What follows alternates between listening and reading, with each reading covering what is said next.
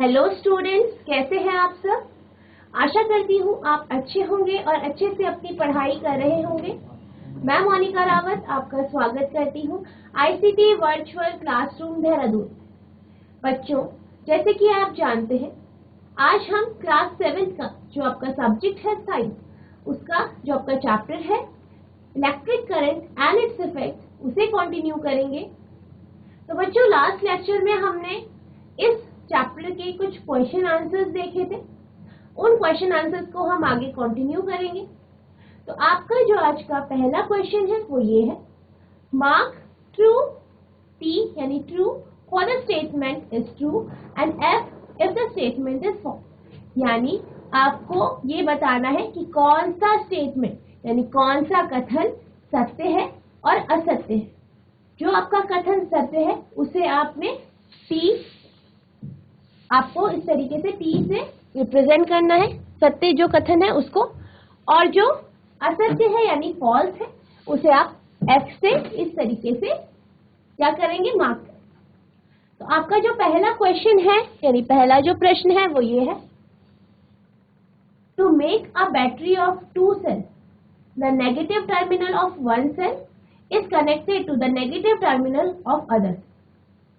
यानी 2 सेल से बैटरी बनाने के लिए हम पहले सेल का नेगेटिव टर्मिनल दूसरे सेल के नेगेटिव टर्मिनल से जोड़ते हैं यानी कनेक्ट करते हैं। तो बेसिकली इसमें क्या पूछा गया है कि आपके पास 2 सेल है और इन 2 सेल के जो नेगेटिव टर्मिनल है, ठीक है, जो आपका नेगेटिव टर्मिनल है, उनको जब हम आपस में जोड़ देते हैं, ठीक है, उनको जब हम आपस में क्या कर देते हैं, जोड़ देते हैं, तो हम एक बैटरी बनाते हैं। क्या ये सही है? आपसे ये पूछा गया है कि क्या ये सही है, क्या ये कथन सही है। तो जब हमने इस कॉन्सेप्ट को पढ़ा था, यानी जब हमने ये देखा था किस तरीके से सेल का जो कॉम्बिनेशन है उससे हम बैटरी बनाते हैं, हमने ये देखा था। तो हमने क्या देखा था, हमने ये देखा था कि जब भी हम किसी सेल के कॉम्बिनेशन से बैटरी बनाते हैं तो हम क्या करते हैं, हमेशा 2 सेल हम इस तरीके से जोड़ते हैं कि पहले सेल का नेगेटिव या आपका जो पॉजिटिव टर्मिनल है वो दूसरे सेल के, जैसे आपने अगर पहले सेल के नेगेटिव जो टर्मिनल है उसको आप अगर दूसरे सेल के पॉजिटिव टर्मिनल से जोड़ेंगे तब ये बैटरी बनेगा। या फिर अगर आप क्या करेंगे, अगर आप पहले सेल का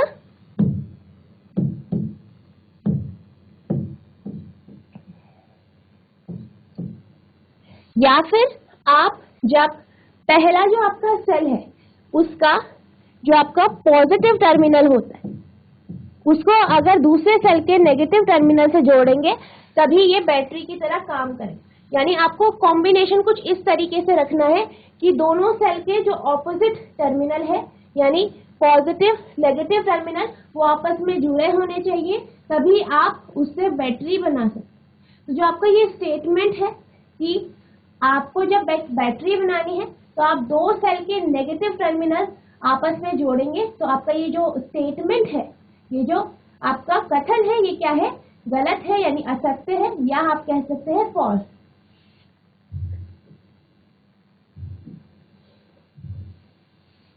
यानी जो आपका ये स्टेटमेंट है इसका आंसर क्या है, फॉल्स। अब हम नेक्स्ट क्वेश्चन की तरफ चलते हैं। तो आपका जो नेक्स्ट क्वेश्चन है वो ये है, when the electric current through the fuse exceed a certain limit the fuse wire melt and break. यानी जब कभी विद्युत धारा, ठीक है, जो आपकी विद्युत धारा है जिसे हम फ्यूज से फ्लो करा रहे हैं यानी प्रवाहित करा रहे हैं, अगर वो किसी लिमिट, किसी सीमा से ज्यादा फ्लो कर जाती है यानी ज्यादा प्रवाहित होती है, तो क्या होता है, आपका फ्यूज की जो वायर है, ठीक है, जो फ्यूज की तार है वो मेल्ट हो जाती है यानी पिघल जाती है और क्या करती है, सर्किट को तोड़ देती है यानी ब्रेक करती है। यानी आपसे ये कहा गया है कि जब भी किसी फ्यूज में, जो आपका फ्यूज है उसमें जब जो आपकी धारा है वो ज्यादा प्रवाहित होती है, एक सीमा से ज्यादा प्रवाहित हो जाती है, तो जो आपकी फ्यूज का वायर है, जो फ्यूज की तार है वो पिघल जाती है और आपका जो फ्यूज है वो क्या हो जाता है, ब्रेक हो जाता है, यानी टूट जाता है। तो आपका जो ये कथन है ये बिल्कुल सही है। जब हमने फ्यूज के बारे में पढ़ा था, फ्यूज का कॉन्सेप्ट पढ़ा था, तो हमने क्या देखा था कि फ्यूज किस तरीके से काम करता है, एक सेफ्टी डिवाइस की तरह काम करता है। किस तरीके से काम करता है, सेफ्टी डिवाइस की तरह काम करता है। यानी कि ये क्या करता है, जब भी कोई करंट, कोई धारा एक सर्टेन लिमिट से ज्यादा इससे फ्लो कर जाती है, यानी प्रवाहित होती है, तो इसका जो तार है या इसमें जो मेटल प्लेट है वो क्या हो जाती है, पिघल जाती है, या आप कह सकते हैं मेल्ट हो जाती है। ठीक है, मेल्ट हो जाती है और ये क्या करती है, सर्किट को यानी परिपथ को तोड़ देती है, ताकि उस सर्किट से करंट फ्लो ना हो, यानी वो जो अत्यधिक धारा है उस परिपथ से प्रवाहित ना हो। क्योंकि अगर ज्यादा धारा परिपथ से प्रवाहित होगी, यानी जो आपका करंट फ्लो है वो बहुत ज्यादा होगा, तो उससे जलने का खतरा रह सकता है। इस कारण जो आपका जो फ्यूज है उसे हम यूज करते हैं एज अ सेफ्टी डिवाइस।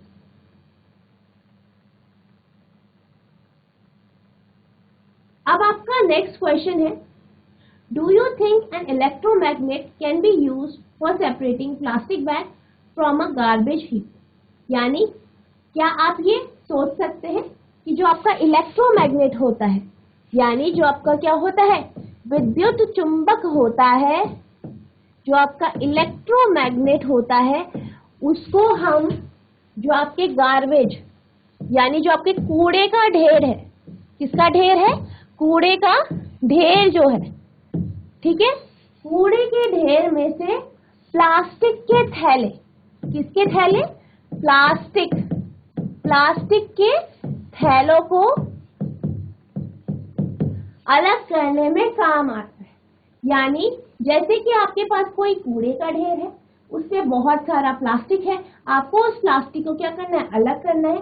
तो क्या आप विद्युत चुंबक यानी इलेक्ट्रोमैग्नेट का यूज करेंगे? तो जब हमने इलेक्ट्रोमैग्नेट पढ़ा था तो हमने क्या देखा था, जो आपका इलेक्ट्रोमैग्नेट जब हमने पढ़ा था और उसकी एप्लीकेशन देखी थी, तो हमने क्या देखा था कि क्रेन में हम इलेक्ट्रोमैग्नेट का यूज करते हैं। और किस लिए करते हैं, बड़े बड़े लोहे के जो पीस होते हैं या जैसे आपकी कार के जो पीस है उनको उठाने के। और जब हमने इलेक्ट्रोमैग्नेट पढ़ा था यानी विद्युत चुंबक पढ़ा था, तो हमने ये देखा था जब आपकी जो कॉइल है यानी जो आपकी कुंडली होती है उससे जब धारा प्रवाहित होती है तो क्या होता है, वो एक मैग्नेट की तरह एक्ट करती है, यानी एक चुंबक की तरह व्यवहार करती है। और जो आपके आयरन यानी लोहे के टुकड़े होते हैं, लोहे की कोई भी ऑब्जेक्ट है, वस्तु है, उसे अपनी तरफ अट्रैक्ट करती है। इसका मतलब जो आपका विद्युत चुंबक है वो अगर हम कूड़े के ढेर से कुछ अलग करना चाहते हैं तो वो सिर्फ और सिर्फ लोहे के टुकड़ों को अलग करेगा। किसको अलग करेगा, लोहे के टुकड़ों को। किसको अलग करेगा, लोहे के टुकड़ों को ही अलग कर पाएगा, वो प्लास्टिक के थैलों को अलग नहीं करेगा, क्योंकि वो क्या है, एक इलेक्ट्रोमैग्नेट है। और इलेक्ट्रोमैग्नेट क्या करता है, जो उसके अंदर क्या आ जाता है, चुंबकीय क्षेत्र वो उत्पन्न करता है, यानी वो लोहे को या जो आपके लोहे से बनी कोई भी वस्तु है उसको अपनी तरफ अट्रैक्ट यानी आकर्षित कर पाता है।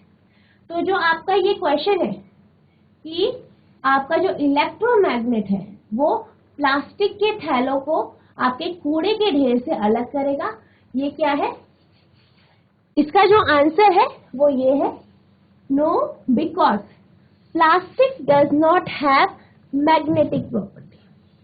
यानी ऐसा बिल्कुल नहीं होगा, क्योंकि जो आपका प्लास्टिक होता है उस पे चुंबकीय, जो आपकी चुंबकीय होती है मैग्नेटिक यानी चुंबकीय जो प्रॉपर्टी होती है, यानी चुंबकीय जो उसके गुण हो, उसमें क्या होते हैं, चुंबकीय गुण नहीं होते।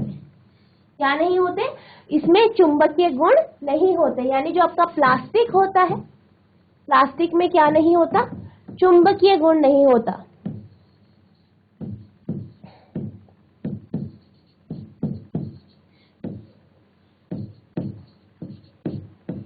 इसमें चुंबकीय गुण नहीं होता है। To get attracted to a magnet, hence magnet can not be use to separate plastic bag. यानी जैसे कि जो आपके प्लास्टिक बैग है उसमें चुंबकीय गुण नहीं होता है, उसमें चुंबकीय गुण नहीं है, इस कारण वो आपका मैग्नेट की तरफ यानी चुंबक की तरफ आकर्षित नहीं होता है। ठीक है, क्योंकि अगर किसी भी वस्तु को चुंबक की तरफ आकर्षित होना है या इलेक्ट्रोमैग्नेट की तरफ आकर्षित होना है तो उसके अंदर मैग्नेटिक प्रॉपर्टी यानी चुंबकीय गुण होने चाहिए। इसलिए हम ये कह सकते हैं कि जो आपका मैग्नेट है वो कूड़े के ढेर से प्लास्टिक के थैलों को अलग नहीं कर पाए। यानी जो आपका आंसर है वो इसमें क्या होगा, नो होगा। यानी जो आपका ये क्वेश्चन है इसके अकॉर्डिंग आपका जो इलेक्ट्रोमैग्नेट है यानी विद्युत चुंबक है वो प्लास्टिक के थैलों को अपनी तरफ आकर्षित नहीं करेगा क्योंकि उसमें मैग्नेटिक प्रॉपर्टी नहीं है यानी चुंबकीय गुण नहीं।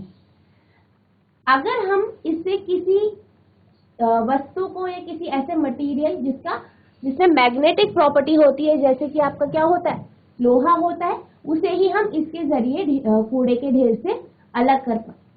तो आपका आंसर क्या है, इसका आंसर है नो। और मुझे आशा है कि आपको ये आंसर समझ में आ गया होगा कि ऐसा क्यों है कि जो आपका इलेक्ट्रोमैग्नेट जो होता है वो कूड़े के ढेर से प्लास्टिक के बैग को या प्लास्टिक के थैलों को अलग नहीं करता।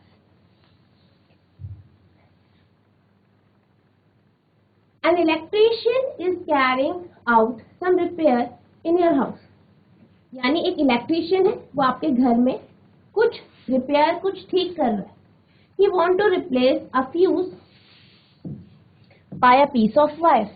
यानी वो फ्यूज को एक तार के टुकड़े से रिप्लेस करना चाहता है। किससे रिप्लेस करना चाहता है, तार के टुकड़े से। ठीक है, किससे रिप्लेस करना चाहता है, तार के टुकड़े से।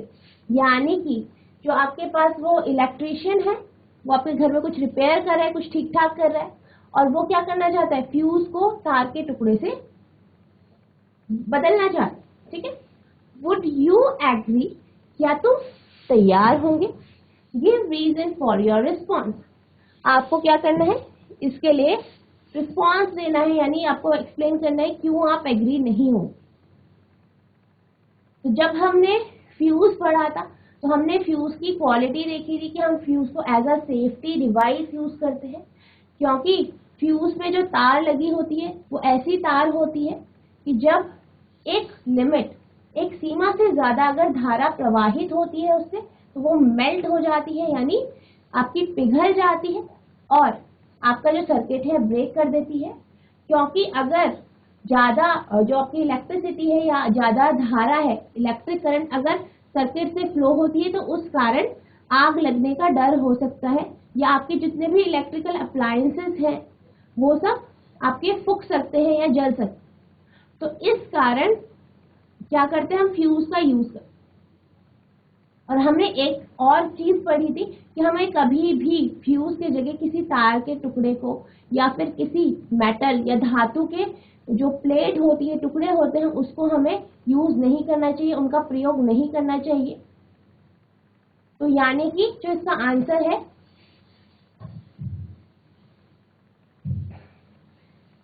वो ये है, it is not a wise idea to replace fuse by a piece of wire. यानी ये कोई अच्छा आइडिया नहीं है कि आप फ्यूज को एक तार के टुकड़े से रिप्लेस करें, यानी फ्यूज की जगह आप एक तार का टुकड़ा लगाएं। As it has very low melting point, क्योंकि जो आपका क्या है, जो आपका फ्यूज है उसका क्या है, low melting point. In case of metal piece melting point will be high.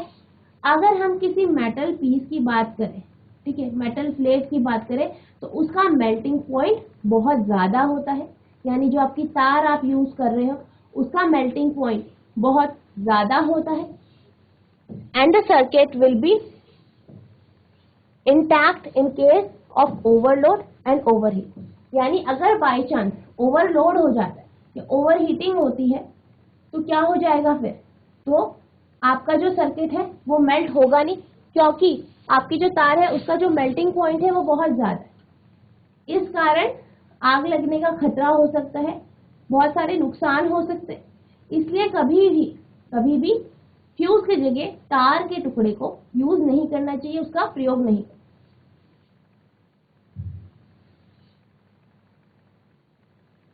आपका जो नेक्स्ट क्वेश्चन है वो ये है, Zubeda made an electric circuit using a cell hold. यानी जो जुबेदा है उसने क्या बनाया, एक इलेक्ट्रिक सर्किट बनाया, यानी विद्युत परिपथ बनाया, किसकी मदद से, एक सेल होल्डर की मदद से, जो कि आपको अभी फिगर में दिखाई दे, एक स्विच और एक बल्ब की मदद, ठीक है, स्विच, बल्ब और आपका सेल होल्डर है, इसकी मदद से उसने एक सर्किट यानी एक विद्युत परिपथ बना।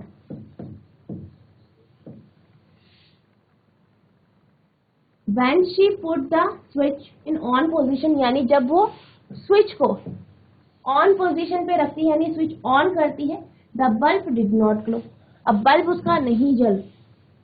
Help Zubeda in identifying the possible defect in the circuit, यानी आपको जुबेदा की मदद करनी है कि वो कौन सी प्रॉब्लम है जिस कारण उसका बल्ब प्रकाशित नहीं हो रहा है, दीप्त नहीं हो रहा है, या फिर वो ग्लो नहीं कर। तो आपका जो फिगर है वो आपका फिगर ये है, अ सेल होल्डर, ठीक है, इस तरीके से उसने सेल होल्डर लगाया है और इसमें बल्ब और स्विच लगाया है, और उसका जो आपका जो उसका बल्ब है वो ग्लो नहीं कर।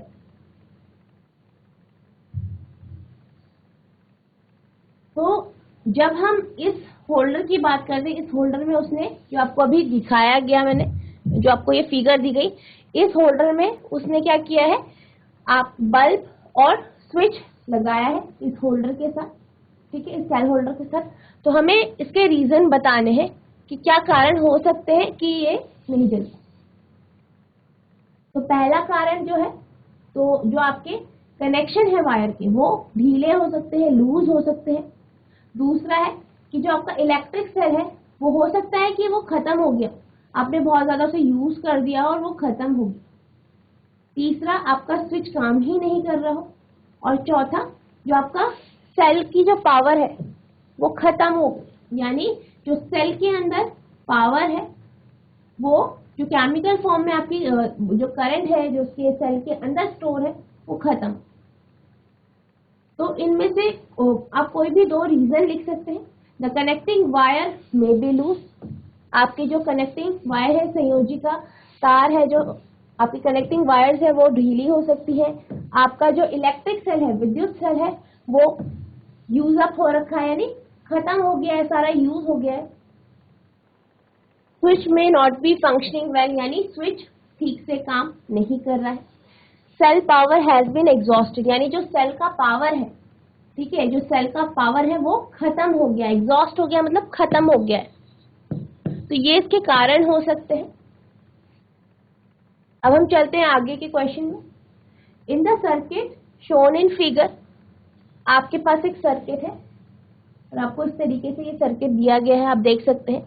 यहाँ पे बैटरी है, बैटरी हमने तार से एक बल्ब से इधर पे जोड़ी है और बीच में स्विच लगाया है और दो बल्ब यहाँ पे जोड़े हैं बी और इसे फिर आपकी बैटरी से कनेक्ट करके। आपसे क्वेश्चन पूछा गया है, would any of the bulb glow when the switch is in of position, यानी इनमें से कोई भी बल्ब जलेगा अगर स्विच इस पोजीशन में यानी ऑफ पोजीशन में। तो आप देख सकते हैं कि स्विच ऑफ पोजीशन में है, ठीक है, स्विच ऑफ है। अब जब स्विच ऑफ है तो यहाँ पे क्या हो रखा है, सर्किट ब्रेक हो रखा है यानी टूटा, यानी करंट फ्लो करेगा पर बीच में क्या हो रहा है, ब्रेकेज हो रखा है, इस कारण सर्किट में पूरा करंट फ्लो नहीं करेगा, यानी आपका जो सर्किट है इसमें से करंट फ्लो नहीं हो रहा है, यानी धारा प्रवाहित नहीं हो पा रही है, धारा नहीं बह पा रही है, प्रवाहित नहीं हो पा रही है। तो हम ये कह सकते हैं, जो आपका फर्स्ट क्वेश्चन है, no the bulb will not glow as the circuit is not complete when the switch is off, यानी जो आपका स्विच है वो ऑफ है, इस कारण सर्किट टूटा हुआ है, जिस कारण पूरे सर्किट में धारा आपकी प्रवाहित नहीं हो पाएगी और आपका जो बल्ब है वो ग्लो नहीं कर पाएगा, यानी प्रकाश नहीं दे पाए। What will be the order in which the bulb A, B and C will glow when the switches move to the on position? यानी आपको बताना है कि जब आप स्विच ऑन करते हैं तो किस सीक्वेंस में या किस क्रम में आपके A, B और C बल्ब दीप्त होंगे या फिर ग्लो करेंगे। तो जैसे ही हम इस स्विच को ऑन पोजीशन में लाएंगे, यानी आपका जो स्विच है वो कुछ इस तरीके से हो जाएगा, तो इस सर्किट से क्या होगा, पूरे सर्किट से करंट फ्लो होगा। अब जब इससे करंट फ्लो होगा सर्किट से, तो जैसे ही सर्किट से करंट फ्लो होगा आपके सारे बल्ब एक साथ जल जाएंगे, यानी इफ स्विच इज ऑन, यानी जब स्विच ऑन होगा, all the bulb glow simultaneous, यानी सारे के सारे बल्ब जल जाएंगे, यानी प्रकाश से। अब है हमारा मल्टीपल चॉइस क्वेश्चन, ठीक है। आपको क्या करना है, आपको क्वेश्चन दिए हैं, उनके जो सही विकल्प है वो आपको छांटना है, यानी उस क्वेश्चन का, उस प्रश्न का सही उत्तर क्या हो। Question 1, in making a battery, यानी बैटरी बनाने में positive terminal of one cell is connected to negative terminal, यानी पॉजिटिव टर्मिनल एक सेल का, उसे हम नेगेटिव टर्मिनल से कनेक्ट करते हैं अगले सेल के। Positive terminal of one cell connected to positive terminal of other cell, यानी पॉजिटिव टर्मिनल एक सेल का हम दूसरे सेल के पॉजिटिव टर्मिनल से कनेक्ट करते हैं। तीसरा क्वेश्चन है, तीसरा जो है आपका ऑप्शन वो ये है, negative terminal of one cell is connected to negative terminal of next cell, यानी एक सेल का नेगेटिव टर्मिनल दूसरे सेल के नेगेटिव टर्मिनल से हम जोड़ेंगे। चौथा आपका ऑप्शन है नन ऑफ द अबव, यानी उपयुक्त में से कोई भी नहीं, यानी जितने आपको ऑप्शंस दिए गए, ठीक है, जो आपको ये ऑप्शंस दिए गए हैं इनमें से कोई भी सही नहीं है, ठीक है। आपको ये बताना है कि बैटरी को बनाने के लिए आप सेल का अरेंजमेंट, यानी सेल्स को किस तरीके से लगाएं। तो जैसे कि अभी हमने एक क्वेश्चन किया और उसमें समझा था कि जब भी हम एक सेल के पॉजिटिव टर्मिनल दूसरे सेल के नेगेटिव टर्मिनल से जोड़ेंगे या एक सेल के नेगेटिव टर्मिनल को दूसरे सेल के पॉजिटिव टर्मिनल से जोड़ेंगे, तभी वो एज अ बैटरी काम। तो जो आपका ये क्वेश्चन है इसका जो आंसर है वो ऑप्शन ए है, यानी positive terminal of one cell is connected to negative terminal of the next. तो आपका जो फर्स्ट क्वेश्चन है उसका आंसर ये होगा, यानी ऑप्शन ए आपका क्या है, सही आंसर। अब आपका जो नेक्स्ट क्वेश्चन है वो ये है, वेयर कैन द की और switch be placed in the circuit, यानी जो आपका की या फिर स्विच है उसे आप सर्किट में कहाँ पे लगाएंगे। आपको ये बताइए,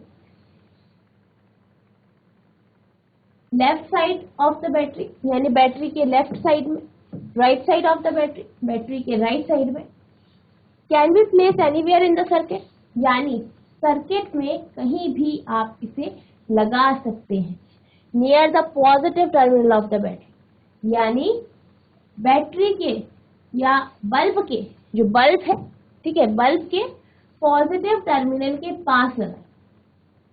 तो जब हम कोई भी स्विच या की लगाते हैं, हम सर्किट यानी जो आपका परिपथ होता है उसके किसी भी जगह पे हम लगा सकते हैं। तो इसका जो आंसर है वो आपका ऑप्शन सी है, ठीक है, तो आपका क्या है आंसर? ऑप्शन सी है, यानी can be placed anywhere in the circuit, यानी आप जो स्विच है यानी की है उसको आप सर्किट में कहीं भी लगा सकते हैं।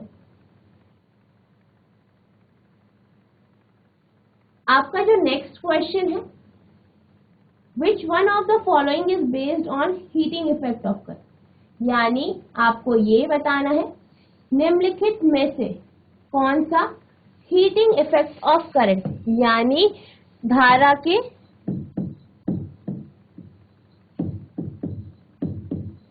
तापीय प्रभाव, ठीक है, इसके ऊपर बेस है, यानी इसके ऊपर काम करता है।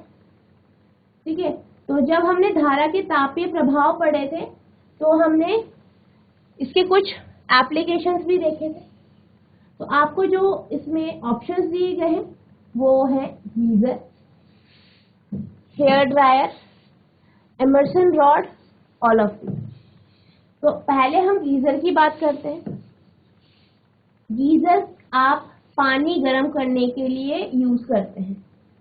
तो हमने जब एप्लीकेशन देख रहे थे हीटिंग इफेक्ट ऑफ करंट यानी धारा के तापीय प्रभाव के, तो तब हमने देखा था कि जो गीजर होता है इसमें आप पानी गर्म करते हैं। ठीक है, इसमें क्या होता है, पानी गर्म करते हैं और उसमें क्या लगा रहता है, एलिमेंट लगा रहता है जिसकी वजह से पानी गर्म हो। अगर हम हेयर ड्रायर की बात करें, हेयर ड्रायर हम बालों को सुखाने में यूज करते हैं। उसमें से आपने देखा होगा गर्म हवा निकलती है, तो उसमें भी एलिमेंट लगा होता है जिसके कारण जो आपका हेयर ड्रायर है वो गर्म हवा देता है। नेक्स्ट आपका एमर्सन रॉड है। एमर्सन रॉड एक रॉड होती है, आपने देखी होगी, जिसे हम पानी गर्म करने के लिए यूज करते हैं। इसमें भी आपने पढ़ा था कि एक एलिमेंट लगा होता है। ठीक है, इसमें भी एलिमेंट लगा होता है जिससे पानी गर्म हो। और जो आपका डी ऑप्शन है ऑल ऑफ दीज, यानी इनमें से सब। तो जब हमने इन जो हमें ऑप्शंस दिए गए हैं तीनों ऑप्शंस को देखा, तो हमने ये देखा इन सब में क्या लगा है, एलिमेंट लगा है। और ये एलिमेंट क्या होता है, गर्म होता है। इसी की वजह से आपको गीजर गर्म पानी दे पाता है, हेयर ड्रायर से आप अपने बाल सुखा पाते हैं, और इमर्सन रॉड से आप पानी को गर्म करते हैं। इसका जो आंसर होगा वो आपका ऑप्शन डी होगा, यानी ऑल ऑफ दीज, यानी उपयुक्त सभी। तो आपका जो थर्ड क्वेश्चन है इसका जो आंसर है वो है ऑल ऑफ दीज। जो आपका नेक्स्ट क्वेश्चन है यानी क्वेश्चन 4 जो है वो आपका वो ये है, the coil of wire contain in an electric heater is known as, यानी जो आपकी तार की जो कुंडली है, यानी जो कुंडली आपकी किसमें होती है, इलेक्ट्रिक हीटर में जो कॉइल होती है उसमें क्या होता है। ठीक है, जो आपकी कॉइल होती है वो उसमें क्या होता है, यानी क्या की वो बनी होती है, आप उसे क्या कहते हैं, जो इलेक्ट्रिक हीटर में जो कॉइल होती है। ठीक है, कंपोनेंट, एलिमेंट, सर्किट या स्प्रिंग। कंपोनेंट यानी जैसे पार्ट्स होते हैं, एलिमेंट जैसे हमने जब हीटिंग इफेक्ट पढ़ा था तो हमने देखा था कि जो आपके गीजर होता है, रूम हीटर होता है, उसमें क्या होता है, एलिमेंट होता है। एलिमेंट क्या होता है, पहले लाल होता है, जैसे उसमें धारा प्रवाहित कराते हैं वो कैसा हो जाता है, रेड हो जाता है, लाल हो जाता है, फिर धीरे धीरे करके वो क्या देता है, हीट देता है, यानी ऊष्मा। तो आपका जो एलिमेंट है वो आपके हीटर्स वगैरह में, हीटर हो गया, गीजर हो गया, रॉड होगी, इन सब में आपका एलिमेंट हो। सर्किट तो हम परिपथ के लिए बोलते हैं। ठीक है, परिपथ यानी जिससे आप सारे के सारे कंपोनेंट्स जोड़ते हो, यानी जैसे बल्ब जोड़ देते हो, स्विच जोड़ते हो, बैटरी जोड़ते हो, एक सर्किट बना, यानी परिपथ बना। स्प्रिंग, स्प्रिंग तो आपका क्या होती है, जो वायर इस तरीके से होती है। ठीक है, कॉइल होती है वायर की, ये आपकी स्प्रिंग होती है। तो आपसे इसमें पूछा गया है कि जो आपका इलेक्ट्रिक हीटर होता है उसमें जो कॉइल होती है उसे हम क्या कहते हैं? तो आपका जो आंसर होगा वो आंसर बी होगा, यानी एलिमेंट कहते हैं। जैसे कि मैंने अभी आपको बताया कि जो आपका इलेक्ट्रिक हीटर होता है उसमें एलिमेंट होता है जो जिससे हम जब करंट फ्लो कराते तो पहले वो क्या हो जाता है, रेड होता है, फिर हीट देने लग जाता है। तो आपका इसका जो आंसर होगा, इस क्वेश्चन का आंसर आपका एलिमेंट होगा।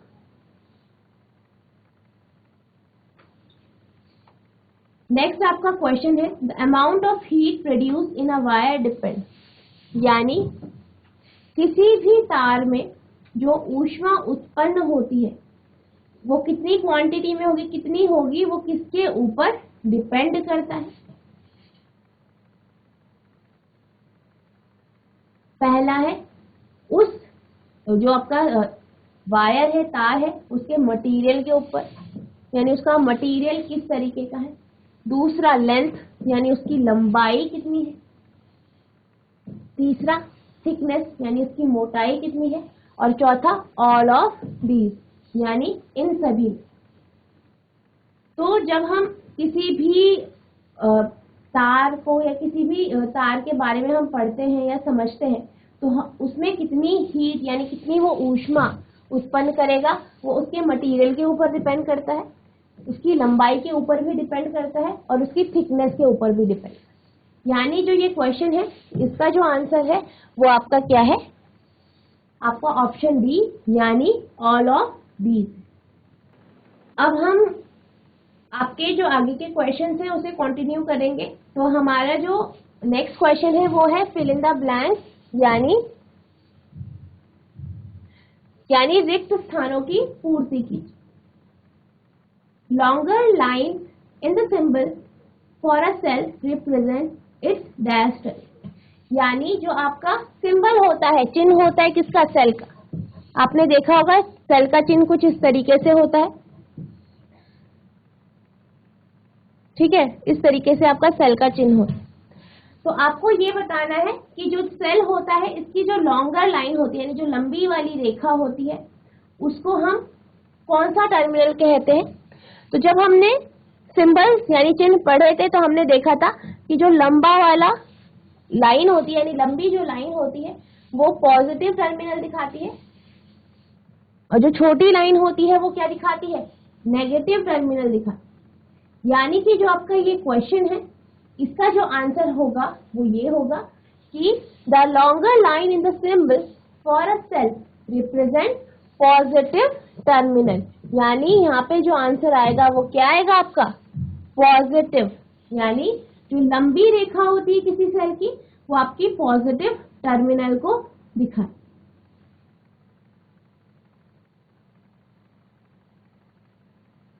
अब आपका जो नेक्स्ट क्वेश्चन है वो ये है, the combination of two or more cell is called अ, यानी दो या दो से अधिक सेलों का जो कॉम्बिनेशन होता है उसको हम क्या कहते हैं।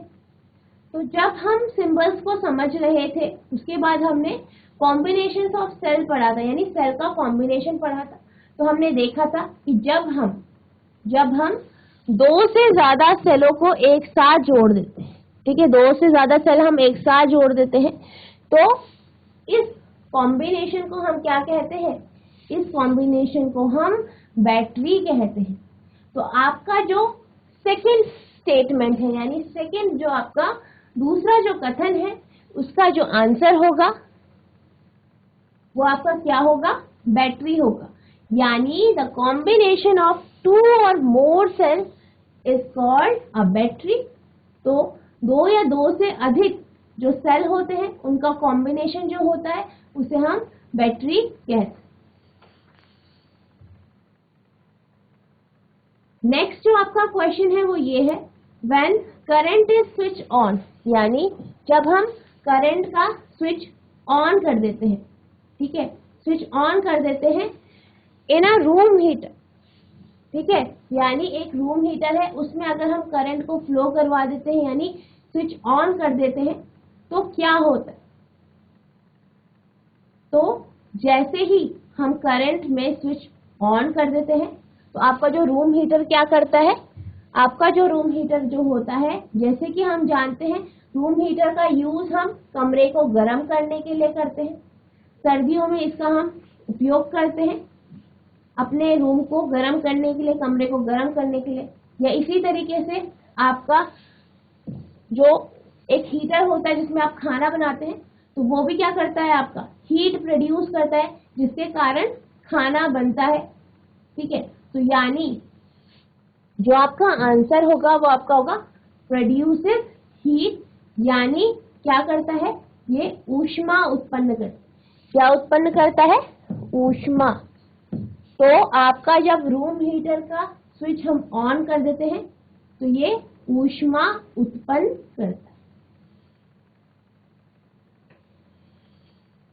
नेक्स्ट जो आपकी स्टेटमेंट है वो ये है, the safety device based on heating effect of electric, यानी एक ऐसा सेफ्टी यंत्र या डिवाइस जिसका जो कि हमारा इलेक्ट्रिक करंट यानी विद्युत धारा के तापीय प्रभाव के ऊपर काम करता है, उसे हम क्या कहते हैं। तो जब हम heating effect of electric current पढ़ रहे थे तो हमने देखा था, बहुत सारे एप्लीकेशन देखे थे, जैसे हमने रूम हीटर का एप्लीकेशन देखा था। उसके बाद जब हम सेफ्टी डिवाइसेस के बारे में पढ़ रहे थे तो हमने फ्यूज के बारे में पढ़ा था। किसके बारे में पढ़ा था, फ्यूज के बारे में पढ़ा था। तो जो आपका फ्यूज होता है, ठीक है, जो आपका फ्यूज होता है वो एक सेफ्टी डिवाइस है और वो आपका heating effect of electric current यानी विद्युत धारा का जो तापीय प्रभाव होता है उसके ऊपर काम करता है।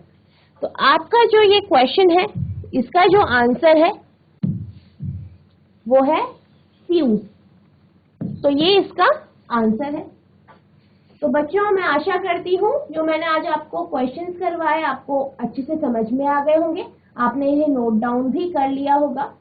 तो बच्चों आज के लिए इतना ही, मिलते हैं अब नेक्स्ट क्लास में। तब तक के लिए thank you and have a nice day.